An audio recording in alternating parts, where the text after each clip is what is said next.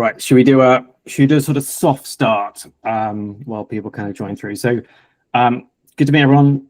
Thanks for giving up your Friday. Hopefully this is a profitable endeavor, whether you're looking for a job, you're negotiating with your team, or you're trying to negotiate with your boss, but hopefully you'll learn something today and make some money.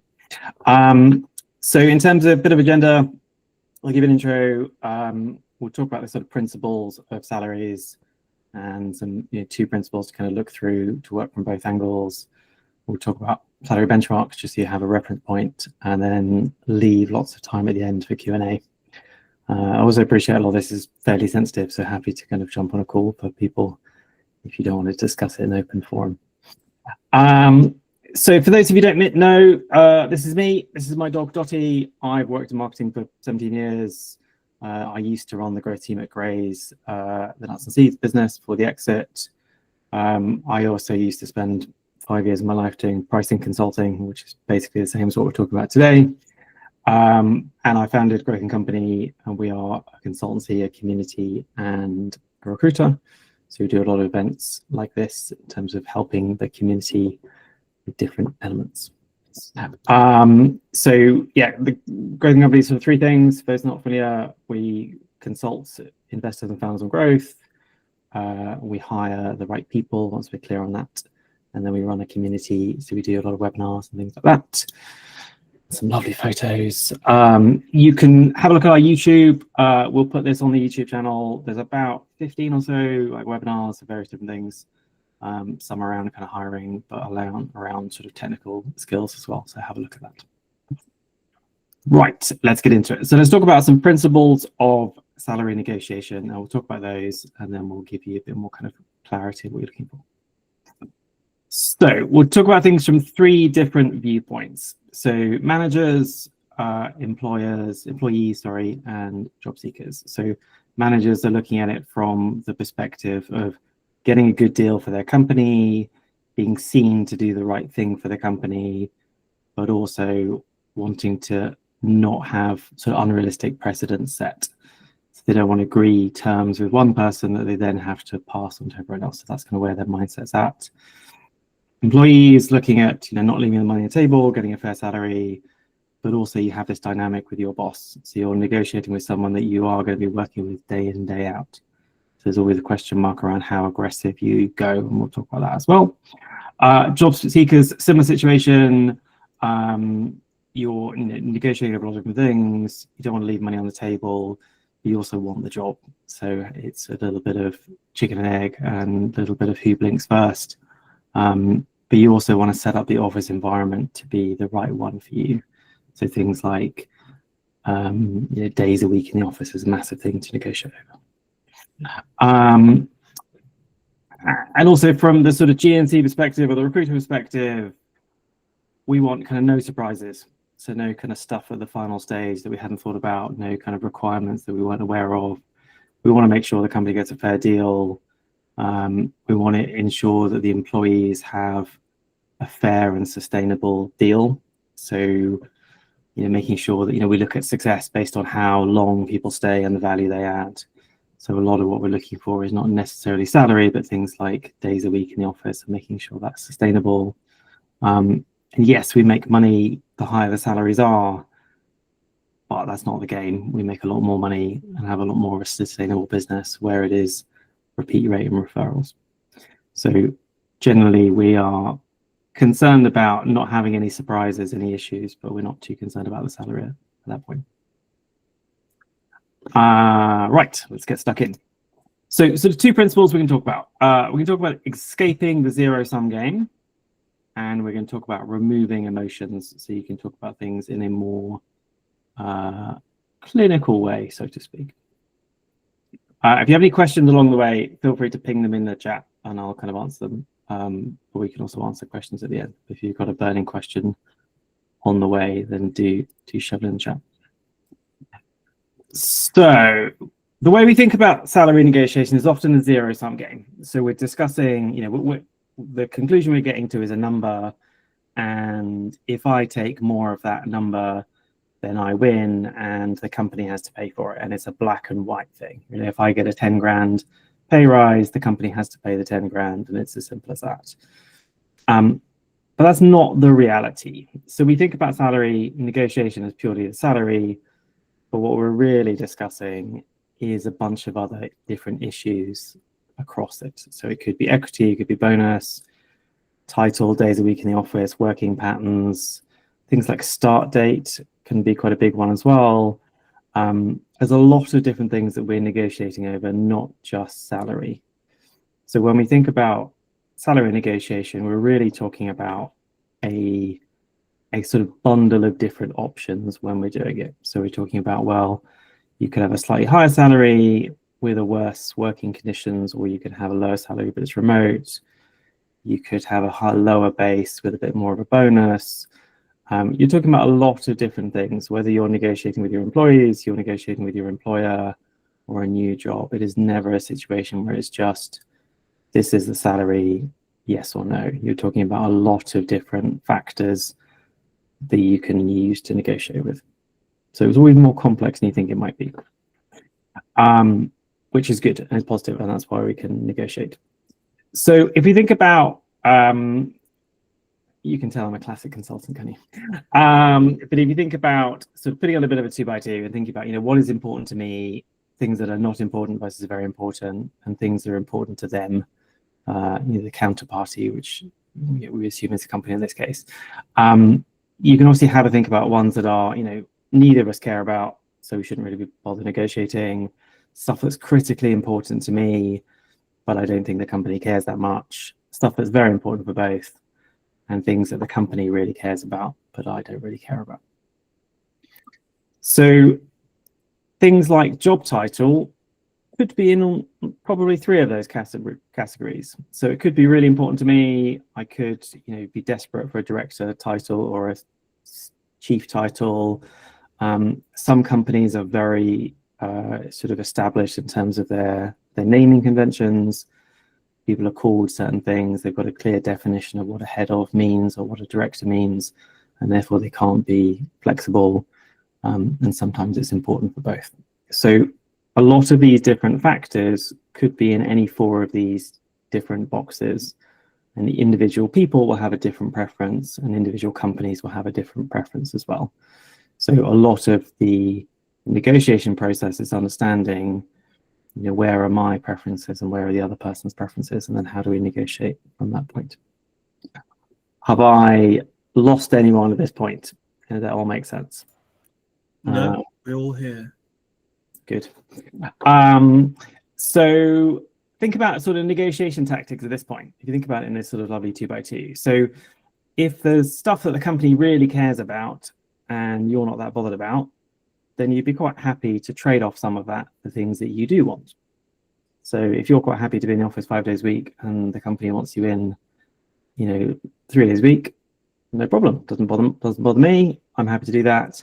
And therefore it gives you a route to negotiate for things like salary where you do really care about them. And then the other point is for things that the company doesn't really care about and are very important for you, you don't really need to negotiate over them. You can just ask for them because the company's not really bothered. So if the company is very flexible and you can call yourself whatever title you want, you don't need to trade off a bit of salary to get the title you want because they're not particularly bothered about it. So it's important to understand kind of where different things are in these different quadrants and how you can think about what is important to you versus what is important to them and what you're willing to trade off.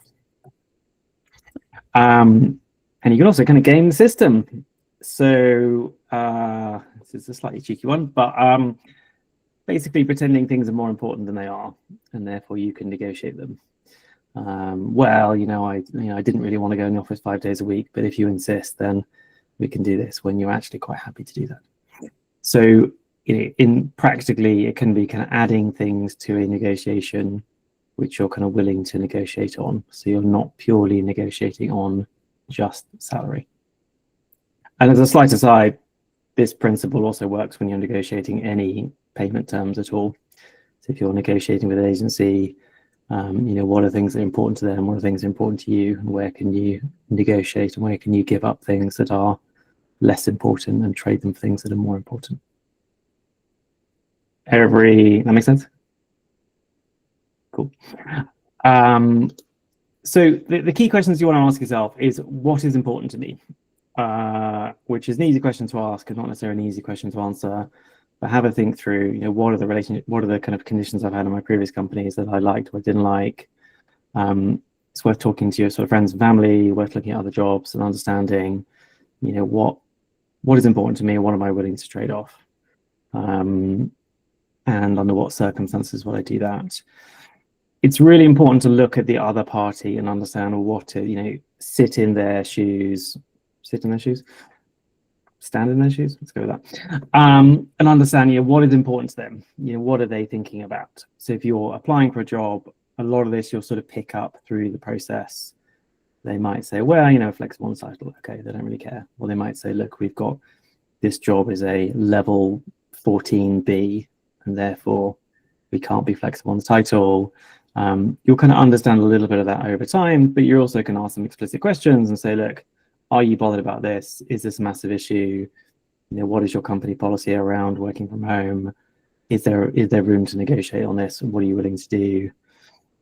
And then also thinking about, are there things that you can add to the deal to help negotiate it? So if you're a manager and you're discussing salary with your employees and you know that you're pretty restricted in terms of what you can offer from a sort of company budget perspective, can you think about changing people's role, giving them a bigger remit? Can you think about training? Can you think about being more flexible on working from home? Like, what can you add to the deal that's basically going to stop you negotiating purely on price?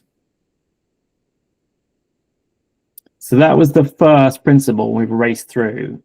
Is there any questions on that? Anything that makes sense? Any discussion points for the second one?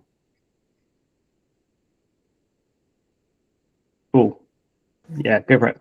Yeah, what's a good way of gauging what they care about versus, because of course, what you care about, but you don't know what their budgets are. You don't know what they're willing to negotiate or they're not willing to negotiate on. Is there a way you'd recommend on gauging that? Or was it just a simple conversation of being very upfront?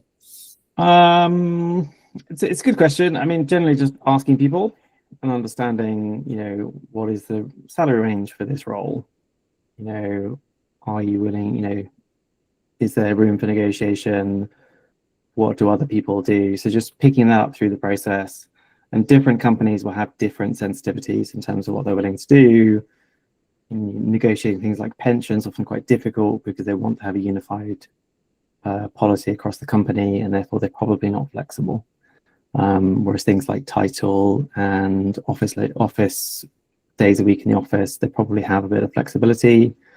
Things like bonus can often be used as a way of bridging the gap. So if there is a gap in terms of expectations on both sides, then a bonus can be a good way of coming to a sort of neutral ground, which is beneficial to everyone. So the bonus is paid based on performance, and therefore you have a bit more clarity. So generally asking them through the process, understanding, and you can just be explicit of like, is there any room to negotiate on this? Can we, do you have any flexibility here?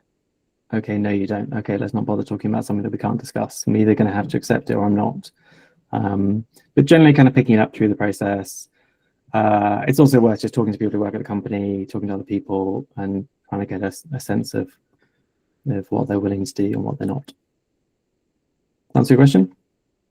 Yeah, I had one more. Yeah, really answered really well. And it doesn't apply to me, but I've got a lot of friends who need visa support, and I feel they're really hesitant to negotiate because they're just grateful to get a role. I don't know if you've experienced that with any candidates you worked with where they need this visa sponsorship, and I feel that it's a bit harder for them to negotiate.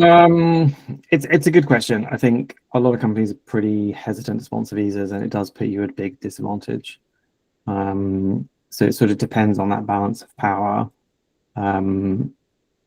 But yeah, it's not an easy one. You sort of have a sort of weight on your shoulders when you're negotiating. But yeah, there's situations, not a lot you can do about it, but you can try and negotiate over other things as well. So you're trying to avoid pure sort of price negotiation, and this is applicable whether you're dealing with an agency or an employee or whatever it might be. You're trying to avoid just raw discounting or raw price increases. what can you negotiate over, which actually is a genuine win-win. Whereas we go back to the original one of saying, if I give up 10 grand, then you have to pay 10 grand, or vice versa. Whereas if we're talking about, we can reach a situation where everyone's happy. Everyone's made a little bit of compromise, but they've made compromise on bits that they don't feel too sensitive about. And we've come to a situation where everyone's won. And that's ultimately what we're trying to do. Thanks. So let's talk about the second principle. So removing emotions.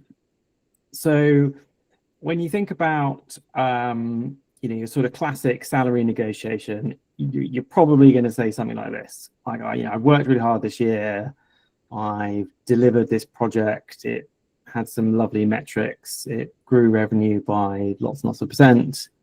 You're going to point to some of your achievements in the year, and you're going to say, I deserve a salary, right? That's probably how you can do it. And you probably feel, pretty good about that. You've got some evidence. That's probably how you're going to start your negotiations.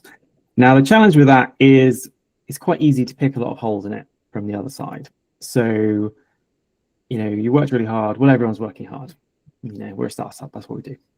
And it's very easy to poke holes in sort of achievements and metrics as well, to say, well, the revenue is 100% growth, but we were aiming for 200% growth. Or, it was a team effort, and yes, you contributed to it, but it wasn't all you. Or, well, early signs, but it's still early days, we're not sure. And you can also kind of point to other factors that drove it. So say, look, the market's really positive. Some of it was your work, but some of it was just the market. And, other teams have launched new features or new products and blah, blah, blah. So it's quite easy to pick holes in your argument. And then you're very quickly in a situation where you're arguing with your own boss about your own sort of mutual achievements and basically getting nowhere. And that's what we want to avoid, because basically your kind of proposition has just been catapulted. So if we frame it slightly differently, I've spoken to a recruiter, and based on my experience, the market rate should be 100 to 120 grand. Like, I really love a company's doing great, super excited. I want to move my salary to 100 grand to be in line with the market.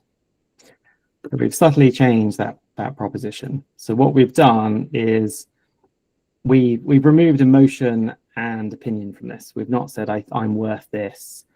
We've not said I worked really hard. We've given clear evidence in terms of data, and we've also kind of done our homework. So we're sort of coming in not quite ready to fight, but like we've done our homework, and therefore we're a bit more serious in terms of negotiation. And we've also been pragmatic. Like, we've not come in asking for the world. We've not come in asking for the top of the band. We've come in kind of conscious that, the company's got hard decisions. They can't give everyone a pay rise. But we've removed our own achievements from this negotiation, which sounds counterintuitive. You would think, well, let's lead with all my wonderful achievements and what I've done. But as we saw in the previous slide, it's quite easy to pick holes in that, even if it's a kind of massive achievement. Even if you're a salesperson and you have a very clear target and you massively, went over your target, you can still say, well, the market was great and it kind of lifted up everything, and the marketing team supported you, and all these new features is what drove that, rather than your personal achievement. But where in this situation, we've removed that personal opinion, we've given evidence, and we're in a much stronger position to negotiate. And this also works the other way. If you're a company, you say, well, look, we've talked to our companies who are in a similar space, we've talked to a couple of recruiters, we think the benchmark is between this and this, and therefore we think your salary is fair given these situations. So in terms of this, from an employee perspective, we've kind of backed people into a bit of a corner, right? So there's only sort of two arguments against this. One is you disagree with the evidence that we have, and you say, well, actually the market rate is different and we disagree with you, we think you're wrong. And then it pushes the other person to say, to have that evidence. You can't just say, I think you're wrong. You have to then say, here's some evidence to explain why you're wrong, and you can have a bit of a debate around that. I'll just clear my point and then I'll go to you, Miranda. And then on the second point, you can't really stand in front of someone and say you're paid less than the market rate, right? It's just sort of not a politically acceptable thing to do. You can say, yes, maybe the base salary is lower, but you have some other benefits. And then opens you up to negotiate of saying, yes, we do have some benefits, but these benefits don't outweigh the difference in the market. Go for it, Miranda. Hi there. I'm just wondering, are there situations when bringing in performance are valuable, say if your company has like quite an objective ranking or rating process where there's like a band and you know that you've been rated? Because I suppose where your position in that band should be is usually performance related. And if there's like maybe a more objective measure that they've given you, is that something you should use, or would you recommend just like keeping it about external benchmarks and where you're positioned? I mean, a lot of these are quite arbitrary, right? I've had sort of 360 reviews, and often people fill them in at 11:30 at night before the midnight deadline. So they can be quite arbitrary. I will just go in knowing that your argument should be based on external data rather than internal, because you're not necessarily trying to play the internal salary game of all the people who got a 5 out of 5, whatever it is, get a 10% pay rise. But if the market rate is 30% over, then I want a 30% pay rise. So if it's beneficial, you can play that game, but often it isn't, and you're looking at sort of external benchmarks. I would still have the external benchmarks within that, because you don't want to be playing the internal game. I mean, definitely sort of you can play some of these cards, but like just be conscious that, they could just turn around and be like, yeah, you're a 5 out of 5, and therefore 5 out of 5s are getting a 5% pay rise. And you're like, well, hang on a sec. The market rate's 30% higher, so you kind of screwed yourself a little bit. So I just be cautious of using that, but it could be a good point. Because the company's like predefined this, whereas actually, regardless of how big you are as a company, you are a price taker in this, you're not a price maker. So the market has established what the price is. And therefore it shouldn't be the company determining what the price is. That makes sense for people? People agreeing with that? Is that kind of different to what you guys would normally do? So yeah, it just removes the situation where you have this argument with your boss, which becomes quite awkward.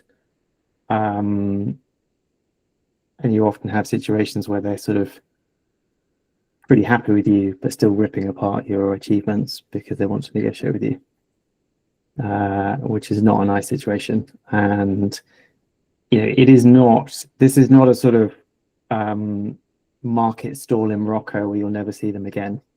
You're going to work with these people day in, day out, and therefore you do have to think consciously of the way I act in the negotiation is going to impact how we work together. And therefore having external data rather than a bit of an argument is a massive advantage for all sides. Racing through this. Oh, there's a question. How do you move forward if they accept that your salary is below market rate and refuse to budge? Obviously, you might choose to look for a new role.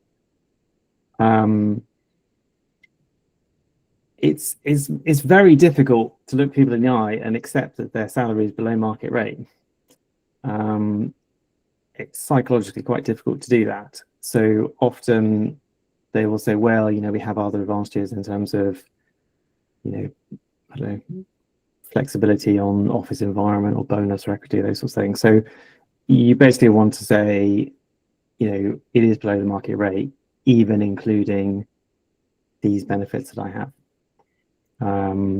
But yeah, it should put you in a strong position to negotiate. It's very difficult to look someone in the eye and say, yes, I'm paying you less than you're worth. And that's why the external benchmark is so useful. But yeah, it's not an easy situation, I think but this is sort of the only way you could really negotiate against that. But it does then open you up to say, okay, salaries can't be moved, but then let's move something else. What if it's not below market rate, but you want a pay rise anyway? Interesting. Well, the data is not necessarily scientific. We have some benchmarks at the end of this. There's definitely a large range of opinions there. So it's depending on the kind of evidence you have around it. But if you are asking for a pay rise that is significantly higher than the market, this argument doesn't work unless you find ways to exaggerate these numbers. Good discussion. Harry. Yeah, I just wanted to ask a bit about roles that kind of overlap with other roles as well. For example, creative strategist is quite a wide range of pays. So looking at market averages would be really based on impact and experience. But at least in my position now, I am content creator and creative strategist. So I kind of overlap two roles together and like extend the workload. So I'm looking at arguing with a market rate would be a little bit harder, and going towards impact on the company would make more sense for me. But how would you go about something like that? Well, we've got some benchmarks on creative strategies, so we can talk about those in the end. I mean, you want to. I mean, also for Anna's comment in the chat as well. You want to qualify this as much as you can, because if you're just giving a sort of very vague market rate, it doesn't quite apply. So the narrower it is, the better. So if you are asking for a salary which is much higher than other people, you want to sort of benchmark it against comparative companies at comparative stages, because that would be another argument to say, that's not true in our segment of the market, or for these companies, our peer companies don't pay that, or that would be your counter argument. But if you're very clear on, for roles that are very similar to what I do in companies that are very similar stage, that then becomes almost impossible to argue against. But yeah, you should qualify as close as you can.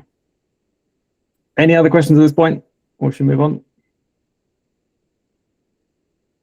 Cool, let's move on. So talk about some salary benchmarks, and then I'll leave it over to you guys to talk about ask me any questions you have at all. So slight caveat with salary benchmarks is it's sort of art and science. There's definitely quite a few exemptions to this. There's quite a few people who are kind of below this or above these benchmarks for various different reasons. It also comes down to the negotiation points that we talked about. Some people are willing to pay, a very large premium to be remote, and therefore they're accepting a salary which is much lower. But yeah, we can. That's the caveat, but hopefully we're going. So got a few categories. Talk about sort of CMOs, and we'll talk about directors of growth, and then we got some creative strategists as well. So the CMO range can be pretty big. The CMO role practically can vary a lot. So we start at the sort of corporate end, base is around 300 grand, bonus of sort of 1 to 2 times their base, and then the equity sort of 2 to 3 times their base. This is sort of big corporates. Sort of quite large startups, or sort of PE-backed, similar-ish salary, generally will be lower on the base because they tend to be higher or tend to focus more on the equity. BCD, sort of 150 to 250, and the equity and the base can depend quite a lot. So it can depend on kind of when you join the company, it can depend on different factors. And CMO Series A, sort of 120 to 180-ish. Makes sense. And I suppose, so one thing with CMOs is that CMO salaries are fairly flat. I think in the last year they're fairly flat, if not slightly down. I think some of these are lower than what they would have been a year ago because the demand has switched much more to growth people, which will benefit a lot of you on this call. In terms of directors of growth, so a slight caveat here is that I think sort of director and VP and head can be used quite interchangeably and often wrongly.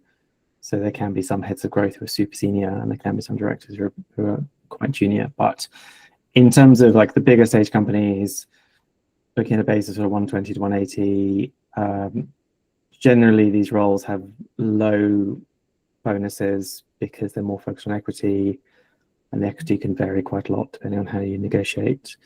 For the sort of Series A, so early stage companies, sort of 120 to 160, there's quite a few examples of people who are kind of well above that, depending on the situation.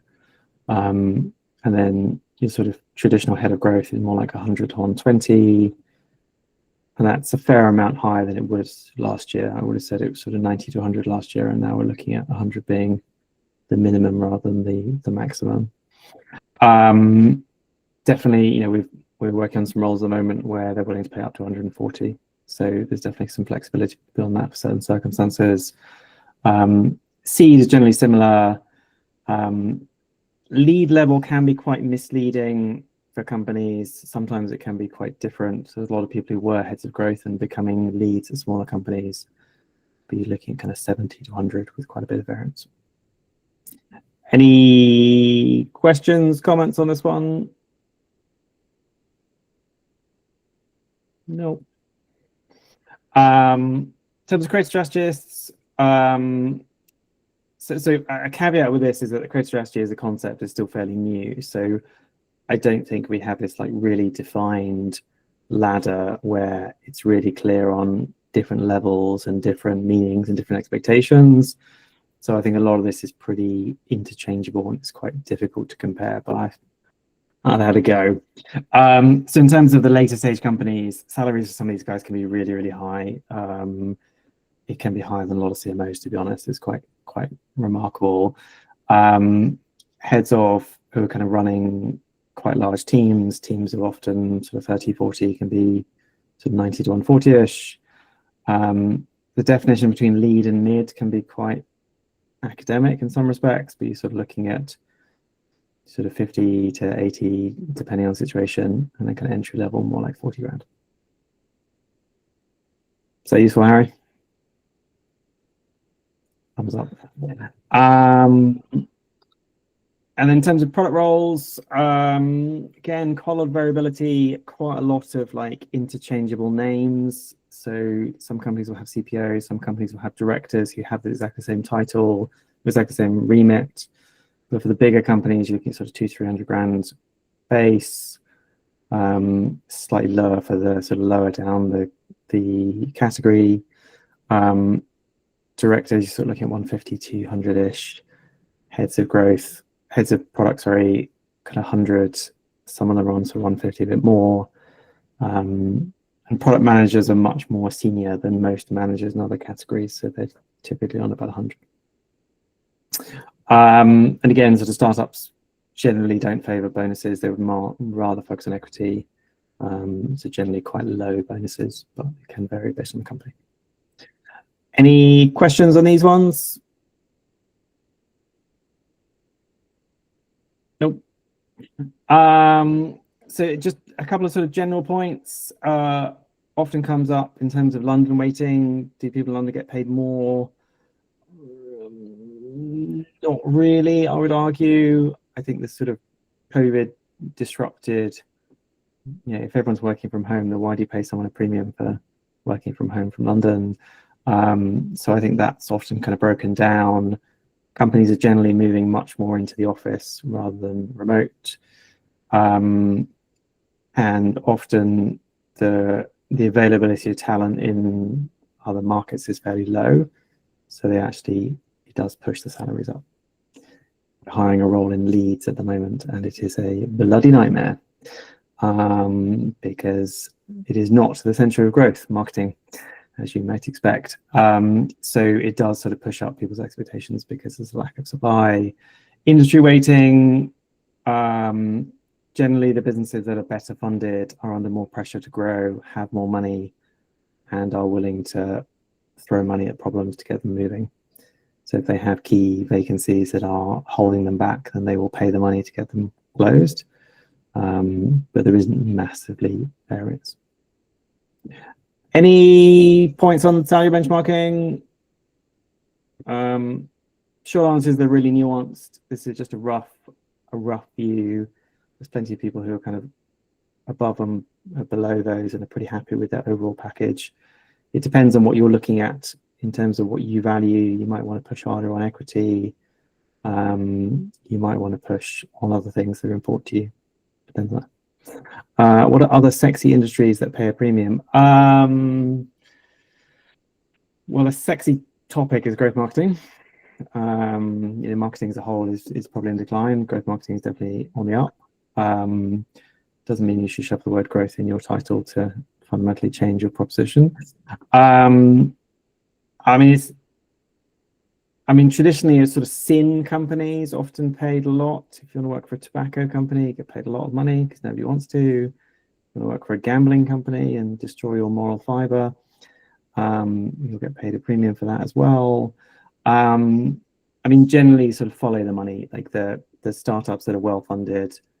When you raise a very large amount of money, you also commit to the investors of a very large amount of growth, and therefore you're under a lot of pressure to grow fast. And you know the difference between someone who's good and someone who's great, so those will generally be up for more negotiation. But there isn't a huge variance in terms of what a head of growth gets in a sexy AI business versus a sort of less sexy, more traditional business. Any questions at this point? I think that was the end of the sort of, go for it. It's one thing I think from a growth marketing perspective is that if the product's a market fit, it's an easy job. If the product's not a market fit, it's a hard job. Do you think if you know beforehand the product's not a market fit and you're going to have an uphill battle, that's a negotiating point for pushing for more because your job security won't be as high, for example? It's an interesting point. I think probably not, to be honest. I think, it depends. A lot of it is on the experience and the kind of appetite of the candidate. So early stage with a lot of volatility is not for everyone. A lot of people just don't have the stomach for it, although they sort of think they do. So a lot of people who work to bigger businesses sort of look at these sort of fast-growing very early startups and think, isn't this great? But actually, I just don't have the skill for it. So I don't think you would necessarily get a premium for that, but you can use it to negotiate on things that are more important for you. To say, look,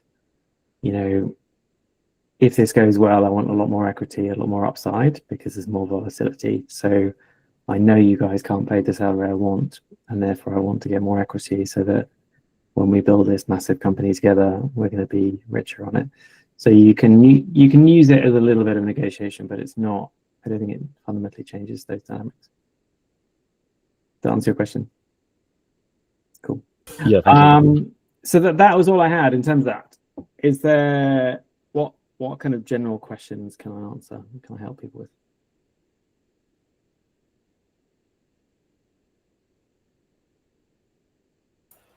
I was going to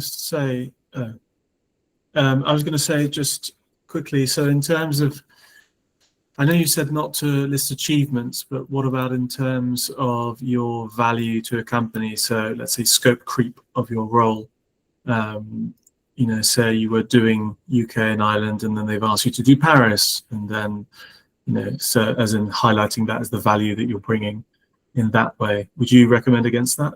I don't think it's a massively strong argument. I think it's similar to the kind of look at my achievements, because you could quite simply say to that, well, you've got a bigger role, therefore that's sort of progression in your career. You could also say, well, we all have to kind of pitch in and we all have to kind of take on more responsibility. I don't think it necessarily then translates automatically to you're automatically going to get a pay rise. I think it goes back to benchmarking externally and the same principles of doing that, because you'd quite easily argue, well, we've given you a promotion, so it doesn't mean you get a pay rise at the same time.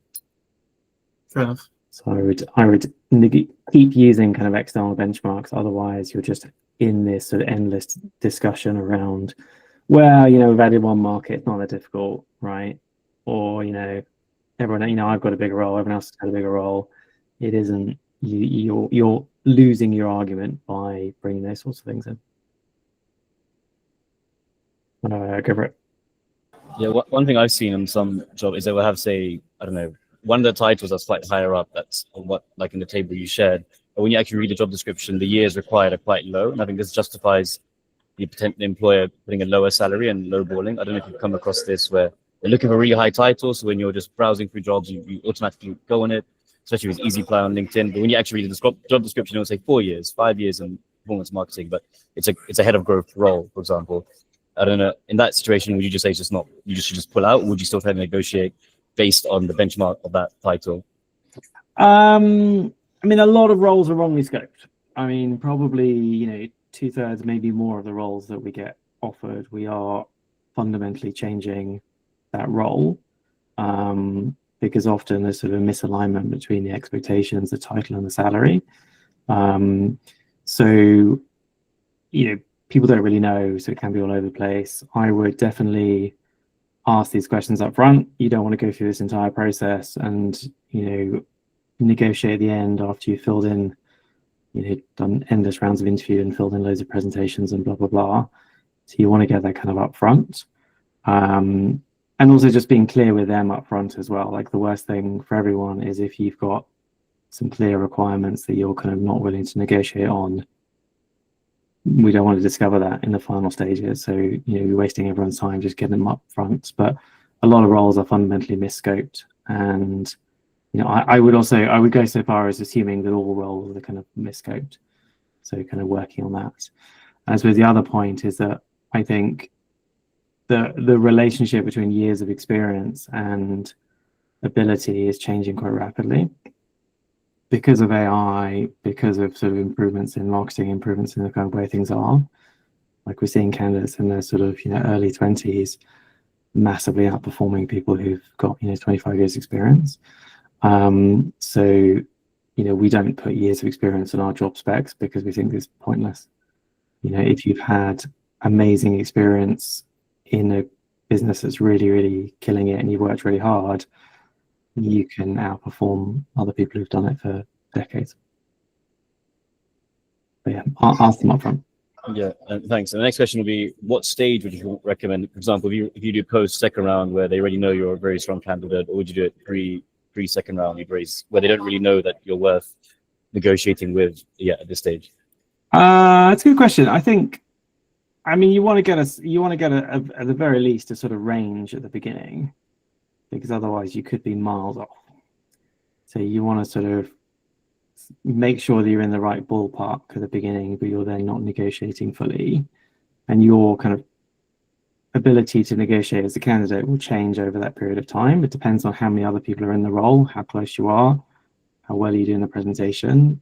You can also kind of bring in other roles and say, look, I'm just about to get an offer with, a higher salary, and that can negotiate it. But you want to sort of qualify it up front. Otherwise, you're going to spend a lot of work, a lot of effort, and you're going to be in a situation where you just don't have any room to negotiate because you're just so far off at the beginning. So I try and get the right benchmark at the beginning, and then you can kind of negotiate a bit along it. You also have to be a little bit cautious of like the way you portray yourself within that as well. Like, people don't want to kind of bait and switch of like, you told me you'd accept this salary at the beginning and now you're telling me something massively different. You're setting off that relationship in a pretty negative way. So I just try and have a conversation up front as early as you can. So thanks. I have one final question, is that I'm in a situation where I'm getting multiple offers, but I'm having to delay offers because I want to find something that's a better match. But I don't want to burn bridges, and I want to respect those people that I've already spoken to. I don't know if you have any recommendations on how you'd handle. Maybe it's a bit off this topic in that case, but I guess it's when you post offer, but you want to wait for better offers, but at the same time, every company's working their own time frames. I don't know how you. You can try and it depends on sort of fundamentals of the offer, but you can try and negotiate on some things that would make it a better offer. Obviously, you can't change the role, and we might be able to change the role, but you can't change the company and some of those dynamics. But like, you can try and negotiate on some of those things. It's not an easy one to answer because bird in the hand is worth two in the bush, right? So it's difficult to turn down things that are not bad, but you're not sure whether there's something around the corner which is better. But yeah, you can try and negotiate on the individual terms, and if you do have a bit of multiple offers, you can trade off. You can use that as a negotiation tool, but it's not going to change the kind of nuts and bolts of the role if that's what the issue is. And how would you recommend tackling disagreements over benchmarks? I mean, often you won't have disagreements because they probably haven't prepared as well as you have. So they're probably not coming in with benchmarks as well done. You actually do have to do your homework. You do have to kind of research it and come in ready to negotiate. But it's quite hard to negotiate against that. You have to sort of say that your numbers are wrong or there's a nuance that you've ignored. So if you've done your homework, then it's very difficult to then tear those apart. Be as specific as possible if you're talking about kind of general terms rather than like in this industry, in this sort of role. That would be, it just adds a lot more value to it and makes it harder to negotiate with. But often you just won't get that many disagreements at that point. That's why it's such a good strategy. Thanks, Joseph. Makes sense. And where do you get, or where would you recommend we get strong benchmarking data? Obviously, you've given us some today, but it'll change over time, etc. Making sure that we are well prepared for those conversations. Where would you recommend we source data that we can share and say? Well, I think you sent me a cheeky WhatsApp, and I'd give you a more nuanced view. I could say, these companies have hired this person at this role, and you'll have some sort of, you have a sort of general data point, but also some more specific ones of saying this person at this role got this salary, or this is what they did. So Damien's question, what differences have you seen with different cultures, Americans? Americans are generally ridiculously good at negotiating because they are just bolder and are less reserved and are less trying to avoid a conflict. People from cultures where they traditionally kind of negotiate quite a lot are generally pretty bold at that. So India, I've negotiated with some Israelis recently and got absolutely screwed. So some cultures are sort of more willing to do that. And that's an interesting point as well. I think some, I lived in India for 2 years. It's just business. Like you negotiate really tough and then you just move on. Whereas I think the sort of Brit in me was sort of having, annoyed that I got screwed over and trying to sort of, the situation moved on. Whereas actually you negotiate hard, you do a deal, and then you forget about the negotiation, you just move on. Whereas I was thinking like, hang on a sec, I got screwed over. Whereas they were just doing it. So there can be some cultural nuances there. I think the principles of this is all true. But yeah, if you're negotiating with certain not necessarily nationalities, but just certain types of people, they're willing to negotiate harder. And often they won't. They'll kind of negotiate and then just move on, and they don't hold a grudge or hold a view on that. Thank you.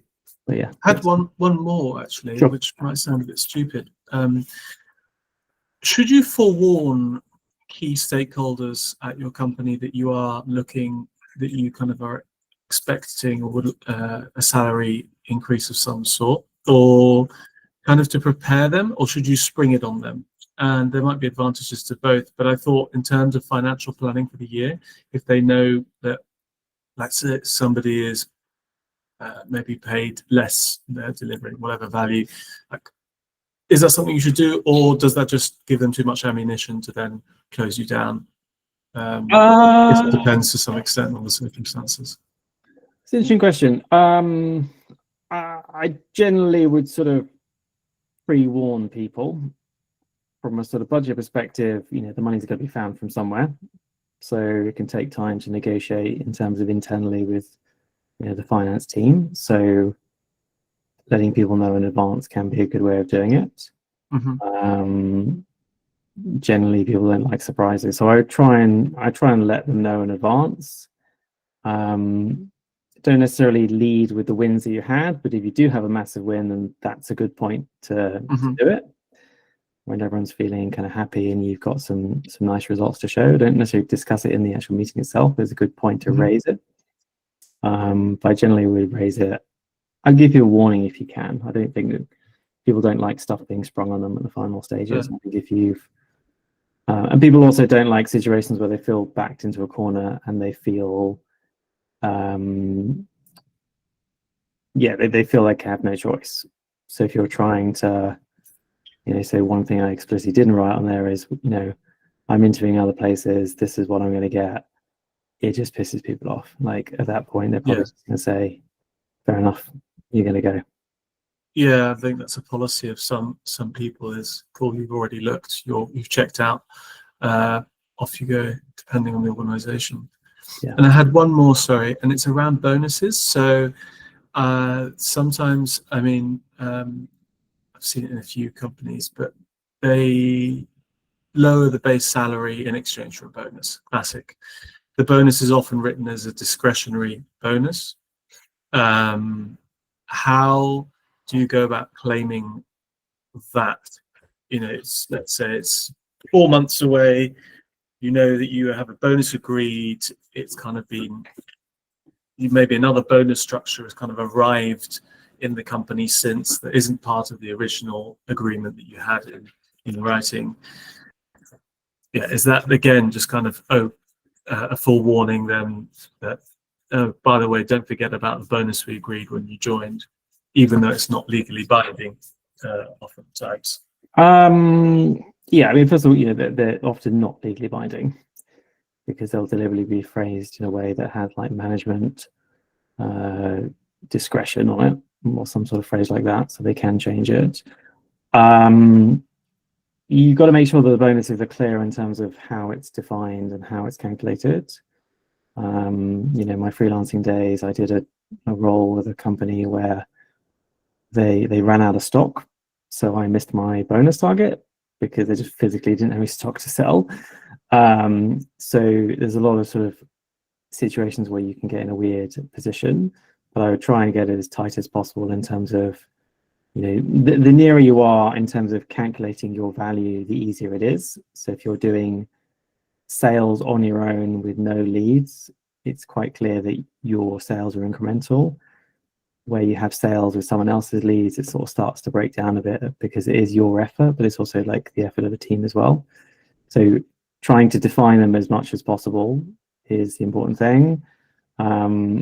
But also if they do change bonus schemes, just sort of negotiating on that to say, look, I'm going to be worse off for this. And therefore, what can we do to, keep it the same as a package?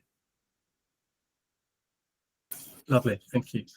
But yeah, bonuses, they're a good idea in paper. It can often be, I was discussing with a client this morning about there's just no good bonus scheme. Everyone hates them at some point. Everyone feels that they're not ideal. A lot of people question whether they drive motivations or not. So obviously you're trying to negotiate, from an employee perspective, you're trying to negotiate salary base is better. But if you are negotiating bonus, you definitely want to make sure that the top end of the bonus is more than what you would have negotiated down. So that there should be an upside. Yeah, that's your question. Thank you. Any other questions in the final kind of couple of minutes? Anything else I can help with? As I said, if you have any nuanced views or don't want to discuss in a public forum, then do ping me, and I'm happy to give you more tailored and discreet advice as well. Alrighty, unless anything else, I will close it off. I'll send over the presentation just so you guys have that. But thanks for your time and good luck negotiating. Hope that all works out. You make some money out of it. Thanks for putting this together, Joseph. It's really helpful. Always. Happy Friday, everybody. Cheers, guys. Have a good weekend. Bye bye. Thanks.